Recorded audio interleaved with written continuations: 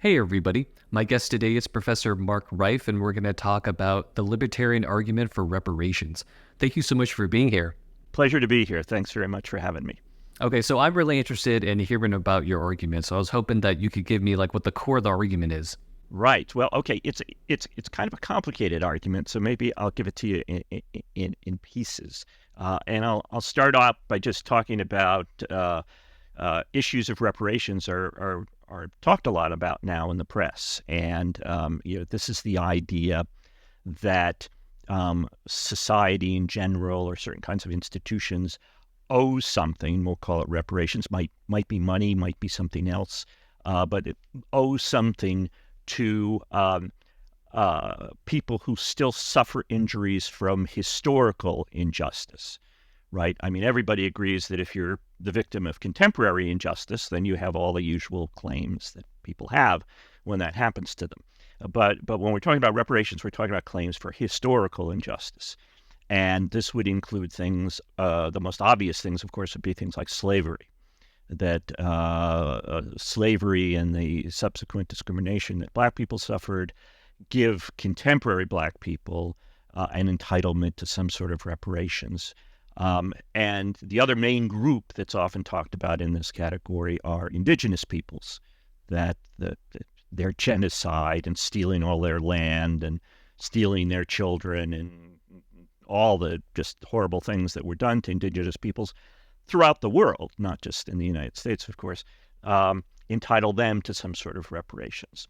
And that's usually where the argument stops. So in my paper, I'm trying to do a couple of different things.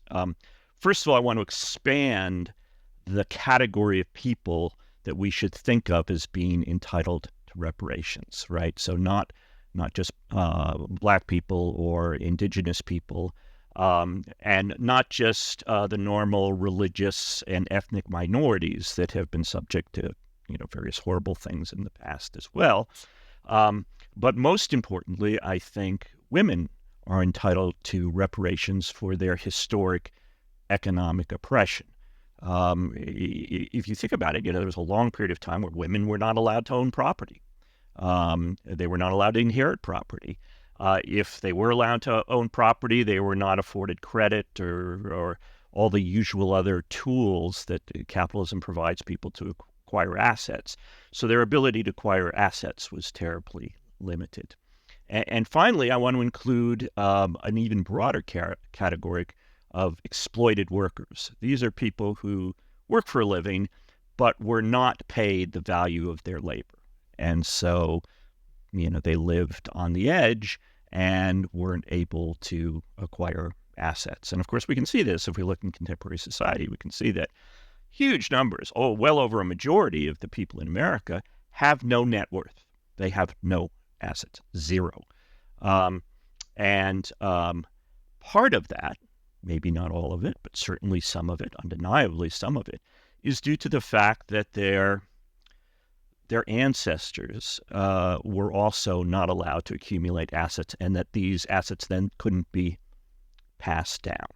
So one part of my theory is to expand the group of people that we're thinking of when we're thinking of paying reparations. And the other part of my argument is to change the basis that we're using to come up with an entitlement to reparations.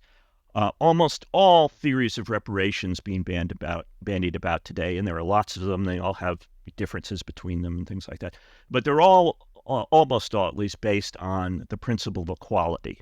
In other words, the idea is that groups were treated improperly in the past because they were not treated equally. They were not treated as the way, say, white men were treated, the privileged white class. And therefore, this was a violation of justice. This created a historic injustice, and we owe reparations for that.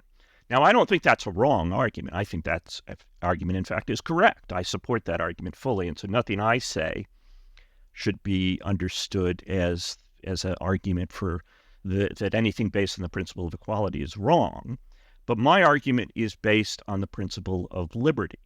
And this is important because, as I'm sure you're aware, the argument from liberty is often trotted out as a defense to arguments based on equality. So, for example, if we decide that Equality requires us to go in and redistribute income or wealth or something like that. That means we have to go in there and mess about with people. That's argued to be a violation of their liberty. And the argument is that even if equality required that, and of course this could be disputed, but the better argument is even if equality requires that, liberty trumps equality, and therefore we can't do it. And so for years now, say the battle between the left and the right has been a battle between the argument from equality on the one hand and an argument from liberty on the other hand. And again, I think equality should win that battle, but it hasn't. And I think the fact that it hasn't after all this time should suggest that maybe we need to take a better approach if we're going to convince people. And so my view is that this conflict is a false conflict. There really is no conflict between equality and liberty if liberty is properly understood. And so what I'm offering in the paper is a different understanding of liberty, a left libertarian understanding of liberty, and I can say more about that later, about how left libertarianism differs from right libertarianism and other kinds of libertarianism. But in my view, what the battle really is about is between liberty properly understood and liberty improperly understood. And if you properly understand what the argument from liberty requires, there is no conflict between equality and liberty. They both lead to the same place. So under my theory of reparations, I think the principle of liberty explains why all of these groups I mentioned are actually entitled to reparations for the undeniable historical injustice to which they were subject. Yeah, no, that was good. Okay, so I want to get a better understanding of what liberty properly understood means. Okay, so this, I think maybe it's helpful to come back to different kinds of libertarianism. So my view is what's called a left libertarian view. There are also right libertarian views, and the most famous advocate of right libertarianism is Robert Nozick, who wrote a famous book back in the 70s called Anarchy, State, and Utopia, which is still today admired as one of the great works of political philosophy of the 20th century, still has tremendous influence among people who think of themselves as libertarians, and it still really is kind of the go-to guide of what libertarianism is all about. Now, unfortunately, there's a third kind of libertarian around besides right and left libertarians, and those people I call faux libertarians. These are people who think that what libertarianism means is that we should maximize what philosophers call negative liberty, and that's your ability to do whatever you have the capacity to do without interference by other people. That's negative liberty. And so a lot of people who think of themselves as libertarianism, especially politicians and the man on the street who thinks of himself as a libertarian, some academics too, they think it's all about maximizing negative liberty, that it's kind of a consequentialist theory that you sort of go in there and try to maximize negative liberty.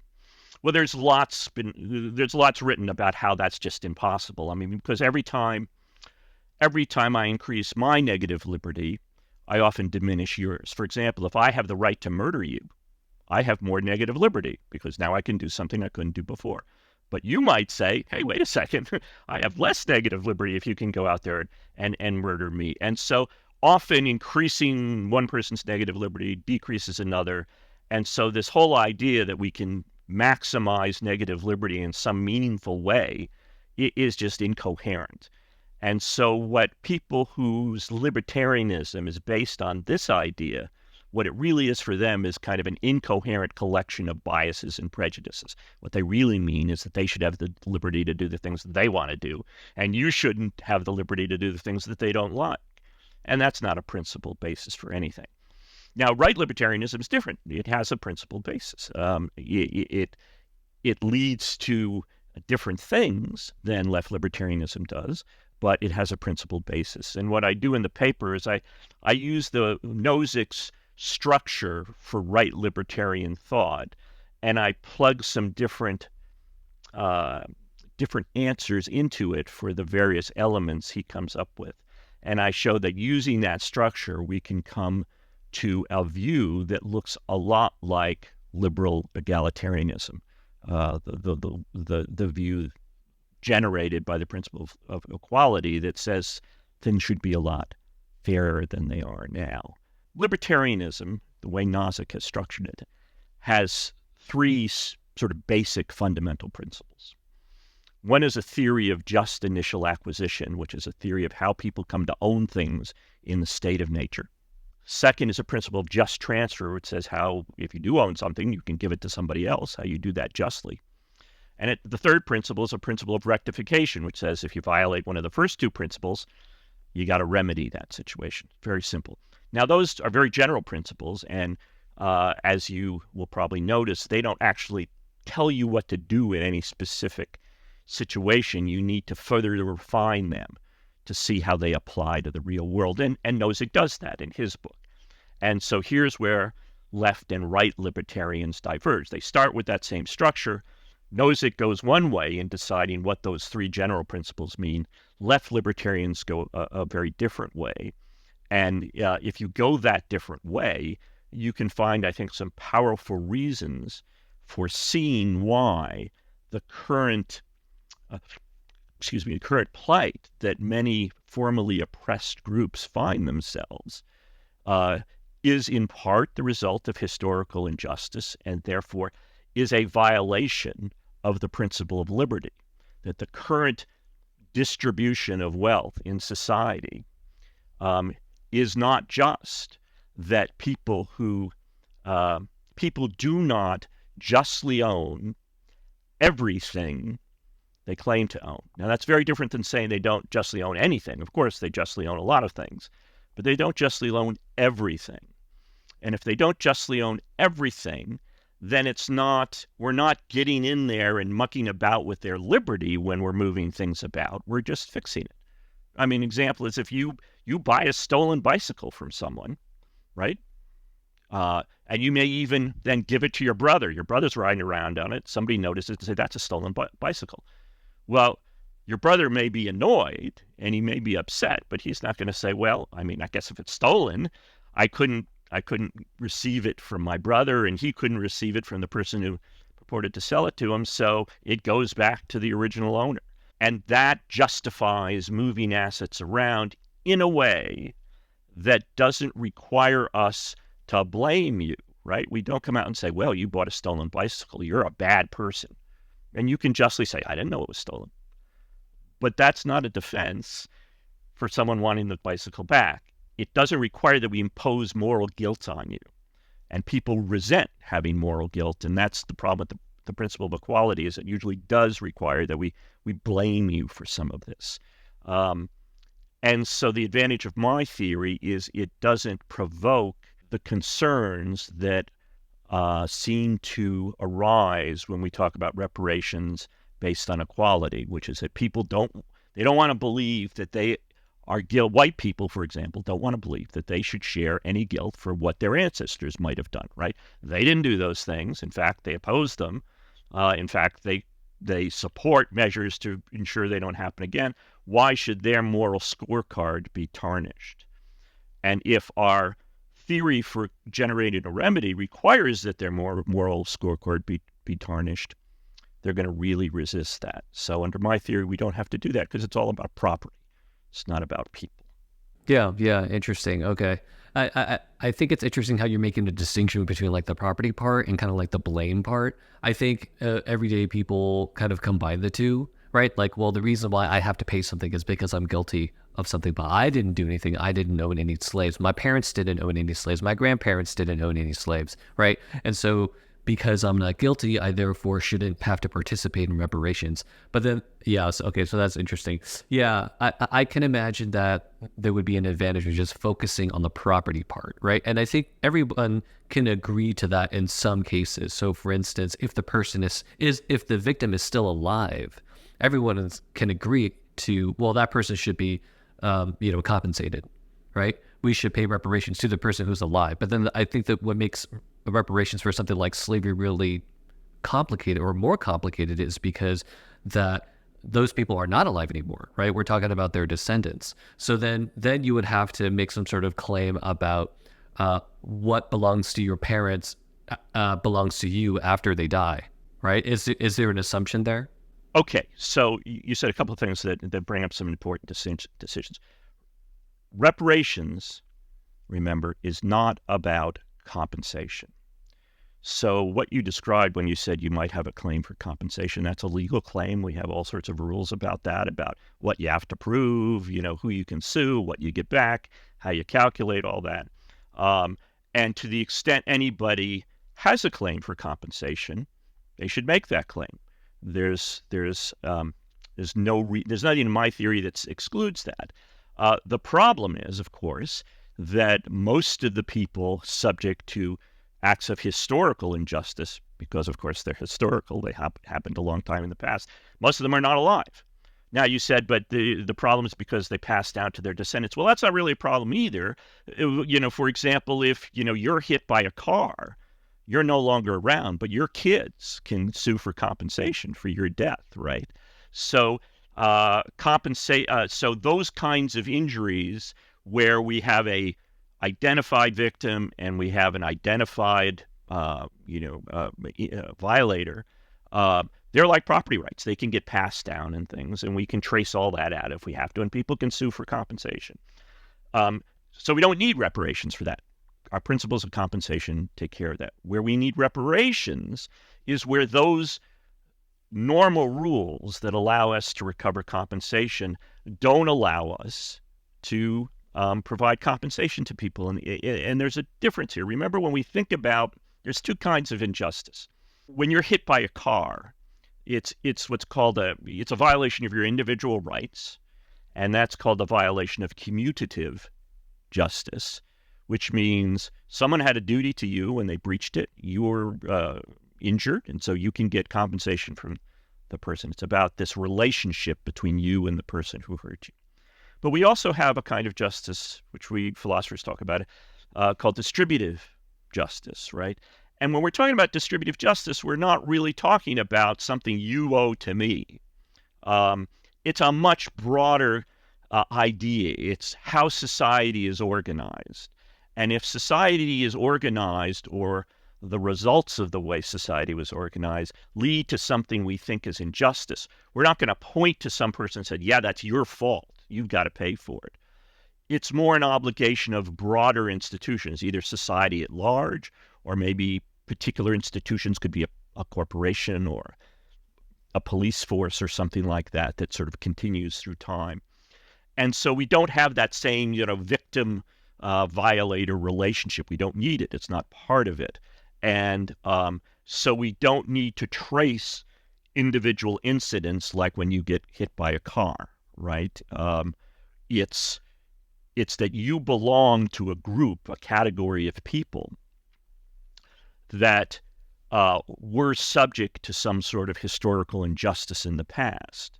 And even though you weren't, there, and therefore an individual victim of it, that act has continued to have echo effects throughout history, some of which you suffer from. And therefore, as a matter of distributive justice, there's something wrong out there. And when we think about rectification, we're not thinking so much about going in and making you whole. We're thinking about going in and rearranging, say, property so that it doesn't so strongly reflect the benefits of that historical injustice. So again, focus on property, don't have to have the violator and the victim before us. All we have to say under the libertarian view is that the property is not justly held. Some of it is not justly held. And if some of it is not justly held, that should be rectified. And then we go about how we're doing this. And we can talk about my proposal for that if you want as well. But it doesn't involve me giving money to you, right? Because if it did, it also triggers the other big objection in general to reparations, was that somehow you're not deserving, right? You're doing pretty good. You may in fact be doing better than I am in some ways. Why should you get a windfall, by I have to give something to you when I'm not even doing well myself. That seems unjust too. And so those are the two, I think, psychological or moral impediments that people encounter when they think of reparations. And we have to think of reparations as not involving either of those two, right? Because I already talked about how there's no moral blame required, right, under my view, if you'll focus on property. But there's also there's no windfall here, right? Because we're talking about a societal remedy, right? It's not a remedy that involves me giving money to you. It's a societal remedy. We're changing the way society is organized.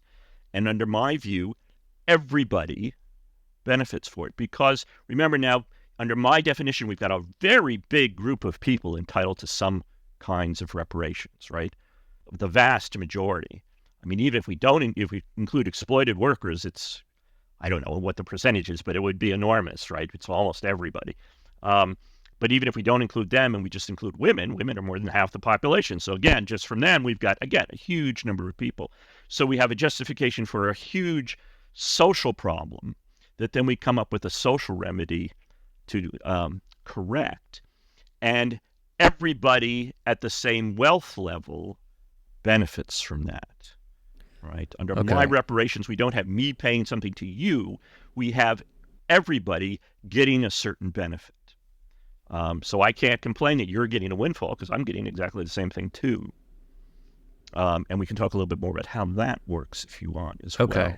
There was a lot there. I want to kind of get a better understanding of this idea of property being passed down generationally, because that seems to be a fundamental assumption, right? If I have claim to a particular property and I die, that claim just automatically goes to my kids unless I give it to someone else. Is there a fundamental assumption there? Well, I mean, it's true as a matter of fact. But like morally, do you if think you've that's right? accumulated assets, the assets tend to go to the natural object of your bounty, which would be your kids, right? Now that isn't always true. Some people give it to museums or their pet or whatever. But in general, that's a general description. And if again, we're looking at societal problems here, not individuals. So if you say, why do black people have less assets than white people? Well, one of the reasons is that they haven't been able, their ancestors haven't been able to pass down assets like the ancestors of white people because they weren't allowed to accumulate assets.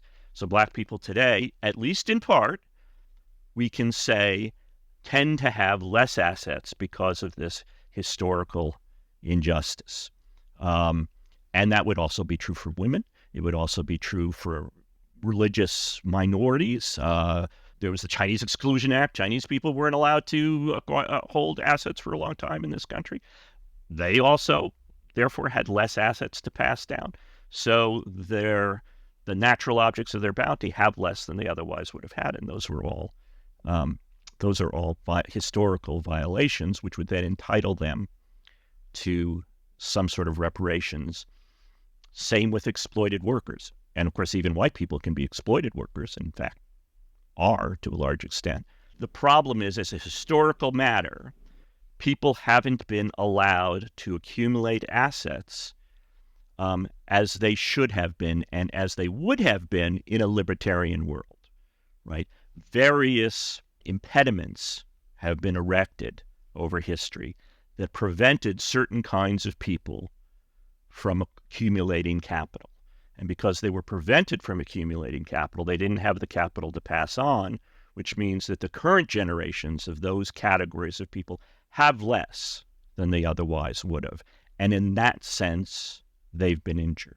Yeah, like I can understand it from an empirical standpoint, right? Like empirically, this is why, this particular group has less stuff, because their ancestors were oppressed, right? Because if they hadn't been oppressed, then, actually parents would just would have passed down their property to their kids, right? Like I understand empirically, but I'm saying that behind that or undergirding that is some moral position that what belonged to my parents rightfully belongs to me, unless my parents gave it to somebody else. Like there has to be this rightful transfer, or else like why do I deserve reparations unless I have some moral claim to what my parents owned? So we'll go back to the structure of libertarian thought. It's how do people justly come to own things? Well, you don't justly own something if you steal it from somebody, right? Everybody can agree for that. Okay. So those are easy cases, right? And of course, that applies to a lot of people. Indigenous people lost most of their assets they were just taken by force, right? Black people who were forced into slavery, their labor was not given voluntarily to people, and therefore the wealth that labor created was not the property of the slave owners. It was the property of the slaves. And we can do this for all. Again, we focus not on the people, but on the property, right? It's as if the sense of justice is we have a theory of justice about how property is justly created and flows through history. And so we're looking at that flow. We're looking at the property. And if the property hasn't justly flowed through history, then the principle of rectification say we need to rectify that. It's not about figuring out who did something wrong and figuring out who the victim is and then making some transfer between them. We're just saying, as a social matter, the property in society isn't justly distributed. And that gets us away from having to blame somebody and also having to identify someone as a victim. I mean, why should you have to claim that you're a victim and somehow? People don't like to do that, right? They don't want to claim they're a victim. And they're not victims personally.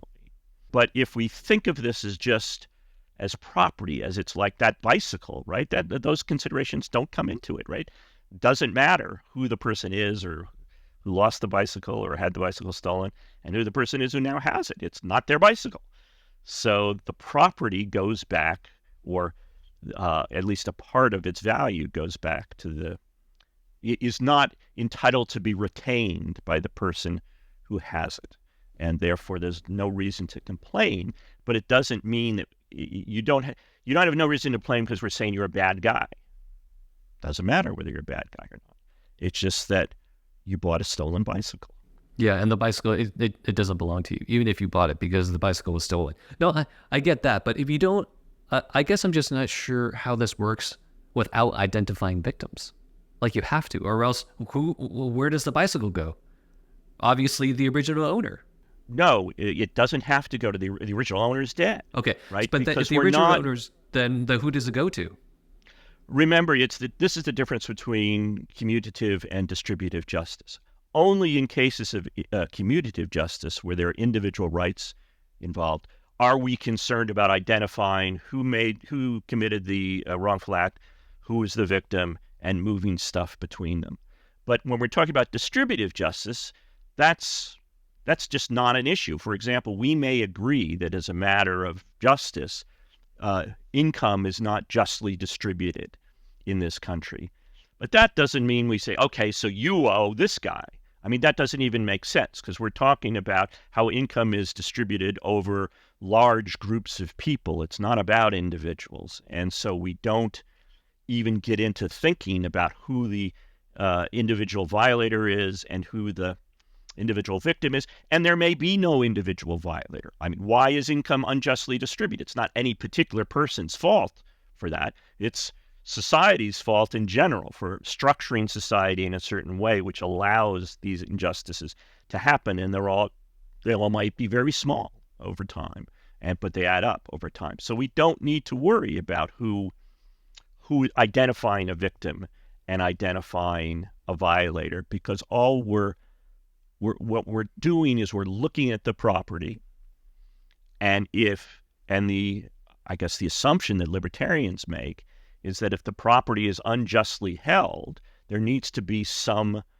remedy or some rectification, not for correcting it 100%. That's not possible, right? We can't unwind history and remake it in some other way. Can't do that. But just because we can't do that, that's not an excuse to do nothing. And a lot of people, I think, who make the argument that, well, we can't identify these people, we can't get back exactly who owes what, they're trying to use the argument that things are so bad, we should do nothing about them. And that, to me, just doesn't make sense. Things are so bad and they're so messy means we can't do everything. But just because we can't do everything, that doesn't mean we should do nothing. We can do something, And that's the kind of things we should talk about when we're talking about reparations. What can we do that in some way address this problem in a meaningful extent, not just merely symbolically, but to a meaningful extent? And that's what justice requires. Yeah, that makes sense to me. Well, what I meant by identifying a victim, it seems that what I meant is that you would have to identify a group as a victim, right? Like if you needed to rectify or reparate something, you would have to identify the person who should receive the reparations. You know what I mean? So in that sense, you still have to identify. It's not a one particular individual as a victim or three particular people as victims, right? But it's the group. It's African Americans and women. We're talking about historical injustices. So we're talking about injustices that we all agree happened, but they're back in history. And so as a causal matter, figuring out exactly all the effects that have, impossible, right? Because there are just too many steps. You just can't figure it out, and things could have gone different ways in various places. So it's far back in history. So we're talking about generalizing a problem and coming up with a generalized solution. Okay, and so what you did say is very important, because you said, well, we have to blame a group. So would we blame white people? Well, that's why under my theory, I also argue that exploited workers are entitled to reparations, the descendants of exploited workers, because a lot of those people are white people. So it's not true under my view that we have only a selected groups of society. We have an enormous group of society, most of society, maybe even the overwhelming group of society. So everyone's entitled to something. So there really is no group as a whole that's innocent in that sense. And since we then have this view that, okay, a lot of people are entitled to this. Well, we come up with a remedy that gives those people some sort of rectification. Now, when we do this, and we do this all the time, right? When we can't identify people and move things around on the chessboard. So actually, we come up with a general remedy that covers a lot of the problem. Maybe it goes over the edges in the wrong way in certain cases. Maybe it doesn't cover certain people that it can. But that's what happens when we do social remedies rather than individual remedies. That's kind of the idea. So it's not a criticism of what distributive justice demands, that it makes these demands in this very general way. And I can talk about the kind of remedy I suggest, and you might be able to see how people benefit from it, again, without identifying exactly who the wrongdoers are and who the victims are. Before we get into that, I kind of want to get your thoughts on women deserving reparations. Sure. And the reason why I think that's an interesting point is because, at least when it comes to something like slavery, I think it makes sense for, parents passing their property down to their kids and then their kids to their kids, right? Like there's going to be this transaction that's correlated with the lineage of a person. That makes sense. So if my grandfather suffers some sort of grave injustice, then I would somehow be worse off because of it.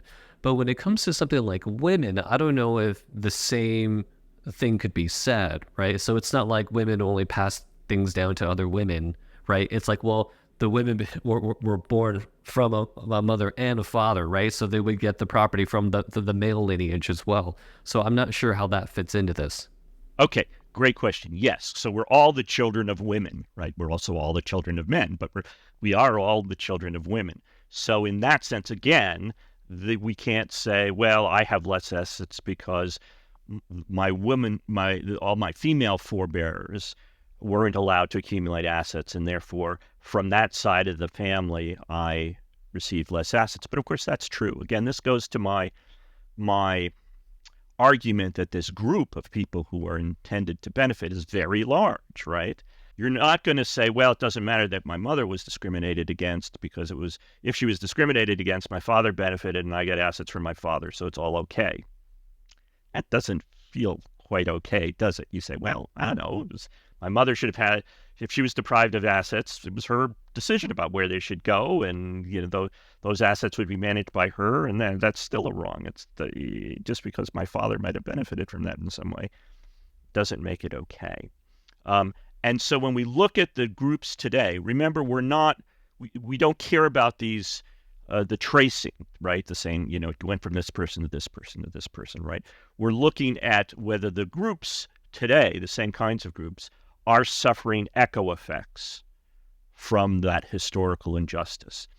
And I think it's fair to say that women today, even though men today are also the children of women, but women today do suffer from burdens and from the lack of assets because their female ancestors also weren't allowed to acquire assets. We've established a culture which, for example, tends to exclude women as entrepreneurs. It makes it very difficult for them to get credit. And I'm sure you've read the studies that show a woman who goes in to buy a car is going to get a worse deal than a man, no matter what. And that's because these historical injustices against women have created these echo effects, which still have effects today. And that individual linkage that you're looking for doesn't need to be there. That would be the concern. I see. But then that sounds like that it would be, I don't know if it would be reparations, but it would be some sort of like reparations for a modern day injustice and not a reparations for an historical injustice, even if the modern day injustice is a product of the historical injustice. Well, of course, everything which is an effect of a prior act is also to some extent something that happens in the real world today. So you're right that there's kind of a blurry line there. But I think it's still fair to say that if a group had suffered previous injustice, and individual members of this group, remember, may not have. I mean, for example, there are Black people in America today that are not descended from slaves, right? Their fathers and mothers came over from somewhere in Africa or something like last week. And so we might say that, well, they haven't suffered at all. Yet they still suffer. There are still echo effects of that historical injustice that affect them today. And therefore, as a group, they're still members of a group that were previously oppressed. And that triggers an entitlement to rectification. And remember, so under my view, you should not think about it as a transfer from one group to another. We're just asking whether the property that people currently hold is all 100% justly acquired. And if it's not, what libertarianism says is that's a violation of the principles of liberty, and we need to do something about that. The fact that we can't do everything doesn't matter. We can do something. Yeah. And so it's about that property. So I can understand that part. I can understand that, there's a lot of wealth that was unjustly created. And then that unjustly acquired wealth was passed down to their kids and their kids and their kids and stuff like that. So I get that part. You want to rectify that kind of situation.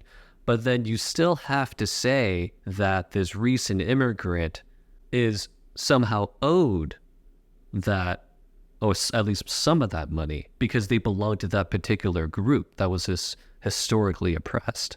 Think of the bicycle example again, right? You have a stolen bicycle. Let's say the person it was stolen from, now dead, doesn't have any descendants. Does that mean you get to keep the bicycle?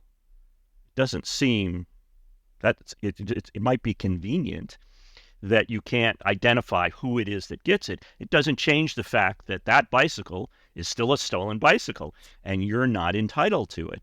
Yeah. And therefore, if holding it is a violation of justice, and of course this is our assumption if we're libertarians, that it is a violation of justice, then something needs to do to rectify that, the fact that you're holding stolen property.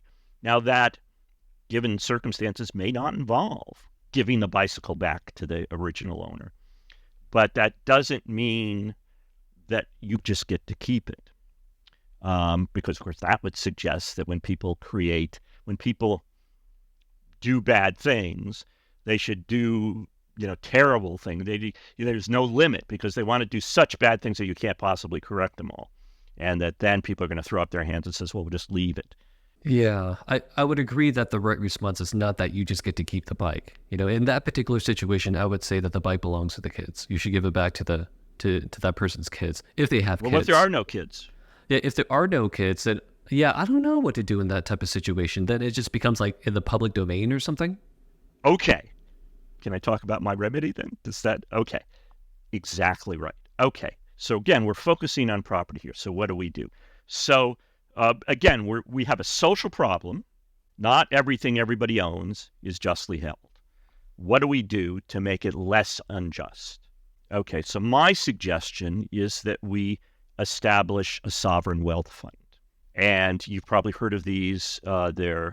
Saudi Arabia has a famous one. Norway has a famous one. They're like hedge funds or investment funds that, like any other investment funds, go into the market. They make choices about what they invest in, and then the profits get distributed to the owners of the fund. And in case of sovereign wealth funds, they get distributed to every citizen. Alaska has one of these, so all the citizens of Alaska get a check at the end of each year, depending on how the fund did. Norway the same way, Saudi Arabia the same way. So what these funds do is they give every citizen a share of certain assets. And so we have a situation now where a lot of people have no assets, right? We have a sovereign wealth fund. Everybody has a share of the assets in the sovereign wealth fund. So that changes, in I think a meaningful way, the situation, and is not a full rectification of it. Of course it's not. That would be impossible. But again, it's more than just doing nothing. Now you think, well, this is very symbolic. I mean, the Alaska Fund doesn't pay very much. How big could it be? So one way, so the big question is, how do we have a sovereign wealth fund? Where's the money come from, right? And most of these sovereign wealth funds, actually, I think all of these sovereign wealth funds, they get their money from oil proceeds, right? They're in states that own large amounts of oil. And so the way the laws work in those states is a certain percentage of those profits go into the sovereign wealth fund. So everybody gets to share from that asset. Okay. So we say, well, that only works if you got a lot of oil revenue. Of course, in the United States, we do have a lot of oil revenue. In fact, we have as much as some of these other large states. But let's forget about that. Let's assume we have no oil revenue. How do we seed this sovereign wealth fund? Now, if we just impose the kind of tax on people, we try to identify violators. Like let's say we called it a reparations task, of which only, say, white people had to pay. That would be lots of objections to that, right? Because it would look like it's a transfer from one group of people to the other group of people. We don't have to do that, right? We just view paying reparations as one of the obligations of government, like maintaining the highways or maintaining the Federal Communications Commission or things like this. And the government has lots of obligations from which they fund from different sources. Some of this comes from taxation. Some of it comes from user fees. But none of those fees are set as a way of funding this obligation.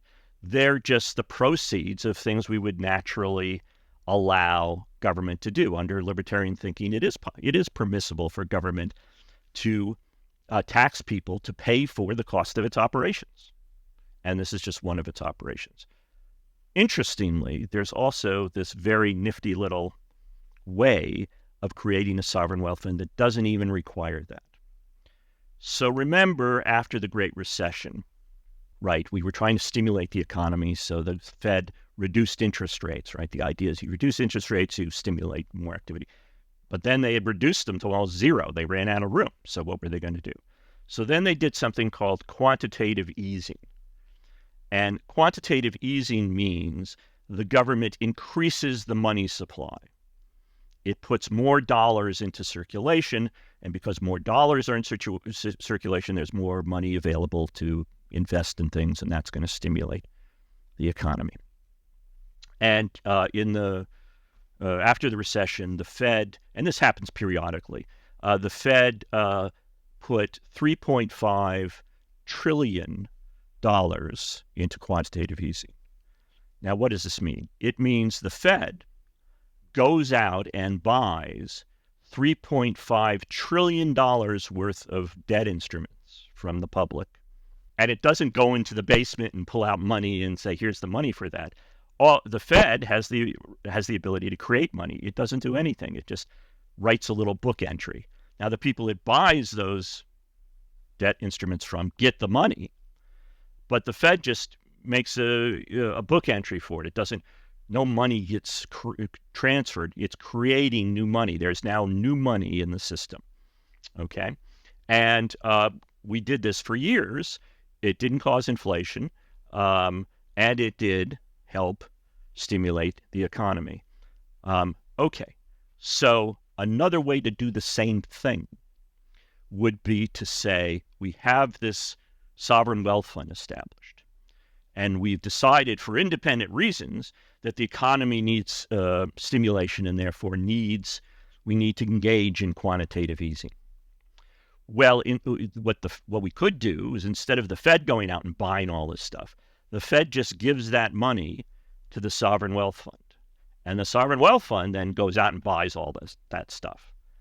Now, in terms of its economic effect, the two things have exactly the same economic effects, right?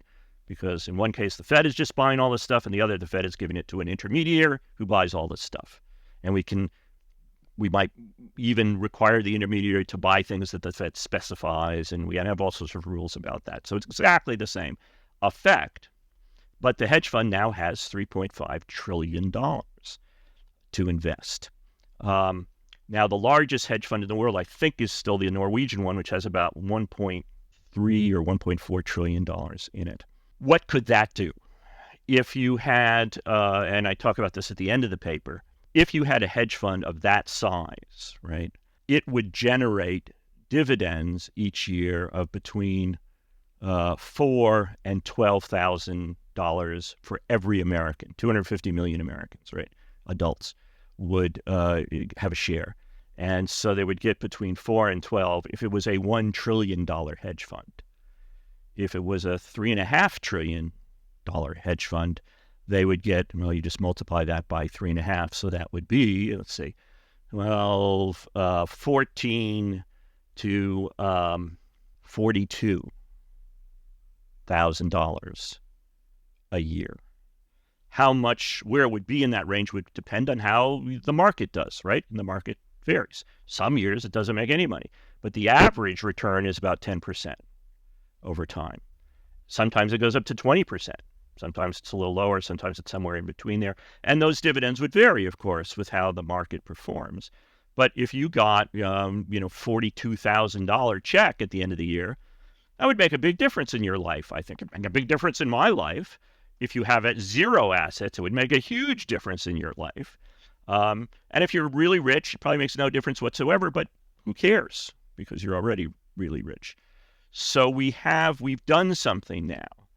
We've created a fund that gives everyone a share of, or an interest in, some of the accumulated capital of society. It's not involving no one person is giving it to some other person. In fact, if the Fed does it, no, it's coming out of thin air, right? It's just created. It's a book entry. So no one's transferred anything. It's just there. And now you have assets, and now that you have assets, you can do things with them. You can spend the money.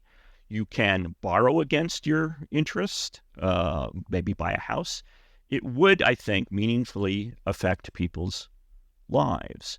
And so that kind of remedy, to me, reflects a way of addressing the problem being, because of these injustices, there are many people who don't have any accumulated assets, and they should.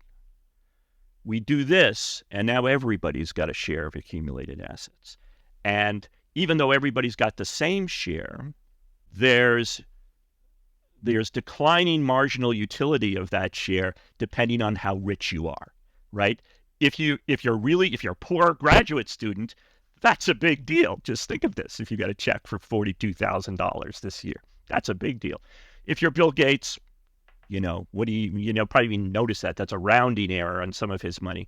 So he gets less of a benefit. Even though he's got the same amount of money, he's got a much smaller benefit.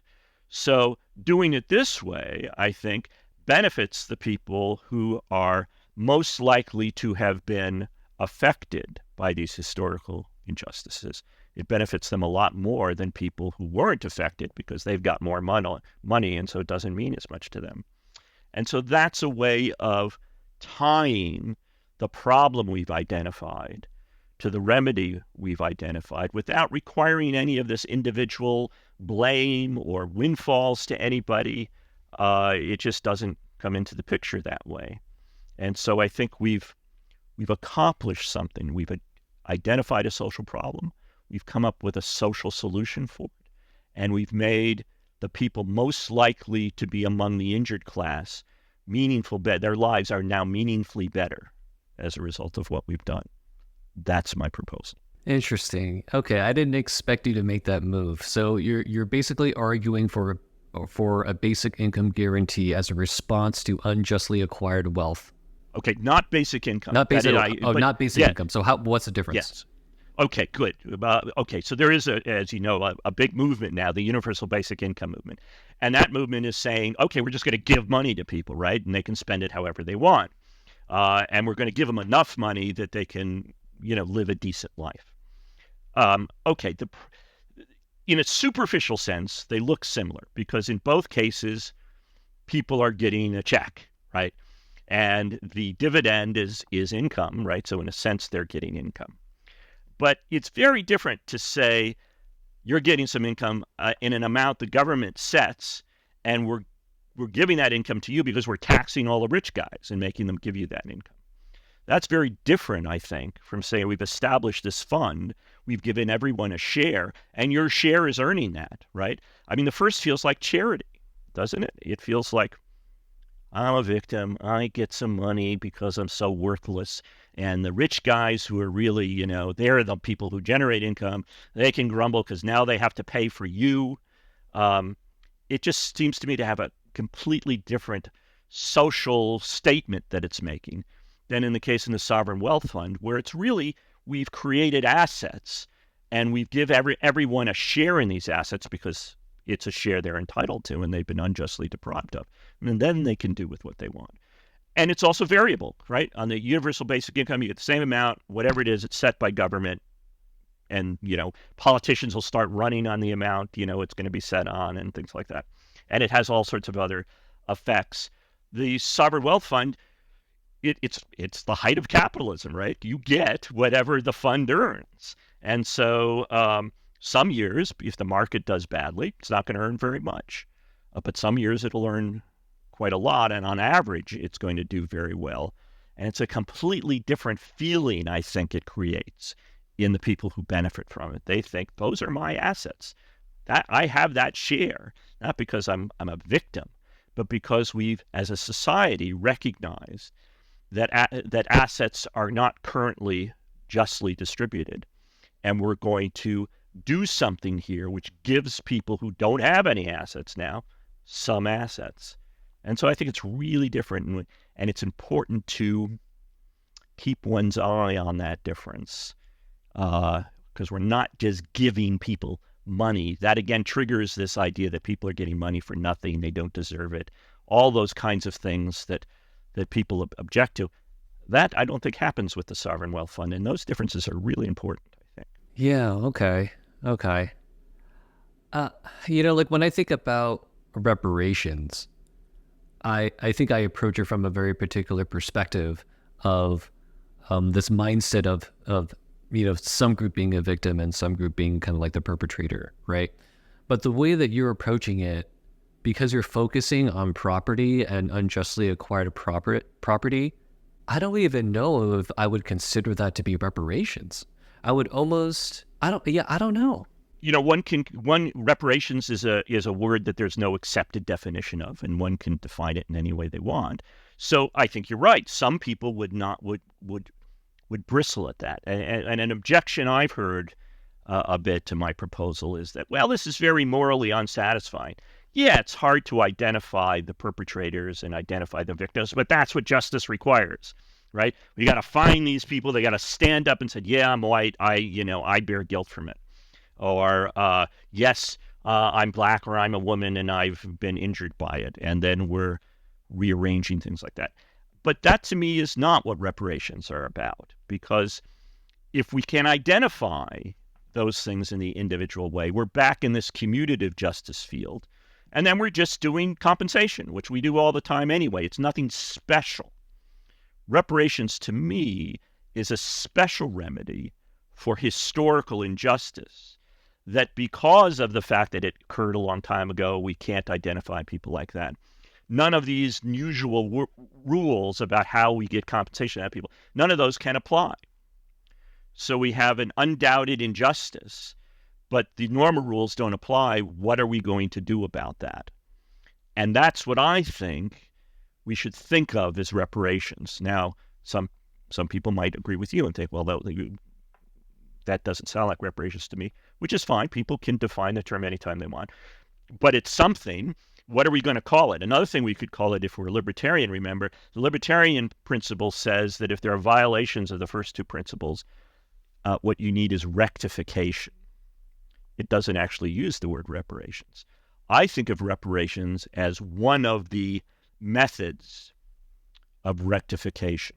And there are other methods too. And if you use one, doesn't mean you can't use the others. And so I think it gets us somewhere. I think what you're concerned about here, which is a widely held concern, if we want to do something, I think we have to look at the world and say, well, people have, with your view in mind, been trying to do something for quite some time now, and they haven't gotten very far. Maybe they haven't gotten anywhere, right? And we have to look at why that is. And if we can come up with a way of thinking about these problems that allows us to do something more meaningful, then we should do that. And we shouldn't worry that it's not as satisfying as it might be if we could identify victims and perpetrators and things like that. The problem is we can't, right? We can't achieve full justice. It's an illusion. And if we continue to insist that that's our goal, we're most likely to get nowhere. If we do as I do and sort of focus on the property, in some sense, this is unsatisfying because we're not getting that sense of triumph that we want, right? That giants justice have triumphed. But look at what we could achieve. I mean, it's quite significant. It doesn't cost anybody anything, and it has a real effect on people. So it seems crazy to me to insist on getting that fuller feeling when that leads us nowhere. Yeah, I don't know if it's necessarily about the feeling. I think it's about what people are owed. So I think there were a couple of survivors of the Tulsa massacre. They're like over 100 years old, and I think they're still fighting for reparations. And I think the way that it's portrayed in the media is that it's reparations, right? That's right. Clear victims, they're still alive, right? So when but actually, I'm sorry. Actually, they're not. I mean, they're calling what they're seeking of reparations, but they're not. They're seeking compensation. They are the victims. They can identify the wrongdoers. They were victims. They should just compensation, just like if you're hit by a car. There's really no difference by that. And so we do think of that as reparations. Absolutely right about that. But I think it's not helpful to do that because it reinforces this notion that we have to be able to identify those people. And in most cases, we can't, right? I mean, there are, I think, 2 or 3 survivors, and 2 of them have since died. And yeah, true, their kids will inherit their claims and can continue to pursue those claims, and they should. And nothing, in my view, prevents that. But that's not going to give us grounds for a social remedy, right? The Tulsa Race Massacre was one individual event that was part of a countrywide, social-wide a program of injustice. And so that particular event may lead to certain claims, but we want to be concerned about the wider event too, and that's what allows us to do these broader things. And I worry that using reparations, as they do in the papers when they talk about that, or as you're suggesting people do, it undermines what we're trying to accomplish. Because that's really just compensation. That's really just ordinary compensation. We don't need any special theory for that. And what we are arguing for, I think, is a special theory that deals with these other ones. Here's an example. So for years, I practiced law before I became a philosopher. And I was what's called a plaintiff's lawyer, which means people who lost money would come in and, I would take it on a contingency, and then I would sue these institutions or rich people and try to get money back from them.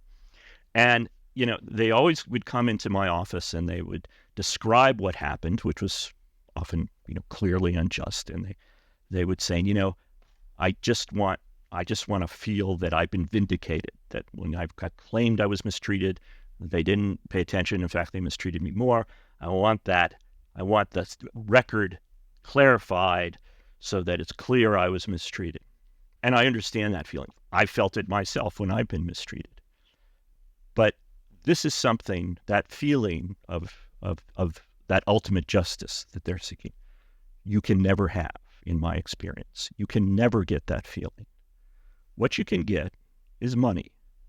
Now, in a certain sense, that's very dissatisfying. But in the real world, that's what you get. And so so that feeling, that objective, you're never going to get. And if that's your objective, you're going to make the wrong decisions along the way about how to pursue it, because you're going to say, this doesn't give me the feeling, so this might, so I'm going to continue to do that. But you're going to end up worse off. And I've seen this time and time again. And so as a lawyer, I had to convince my clients that they're never going to get that feeling, that they can't expect to get that feeling. What they can get is some money. And that's what my job was to see that they do get. And that's how I think we should think about reparations. We can't cure historical injustice. We can't compensate people for these injuries. Just think about what would it take to compensate the victims of the Tulsa race massacre? How much money could we give them to fully compensate them? In other words, make them indifferent to the fact that the Tulsa race massacre occurred. It's not possible. Not possible. And so the wrongs, those historical wrongs, are so bad that the injuries they cause are sort of incompensable, right? There's no amount of money that can make us whole. And therefore, we have to start thinking in other, more creative ways. And again, we're never going to get that feeling of now we've really achieved justice. But we might get the feeling of, it's good enough, we can move on. And so I think the best we can hope for in this situation is to get the feeling that people finally feel ready to move on. And I think if we make that our objective, we might actually get somewhere. I think it's a good place to wrap things up. Thank you so much for being here. Thanks for having me. I really enjoyed it.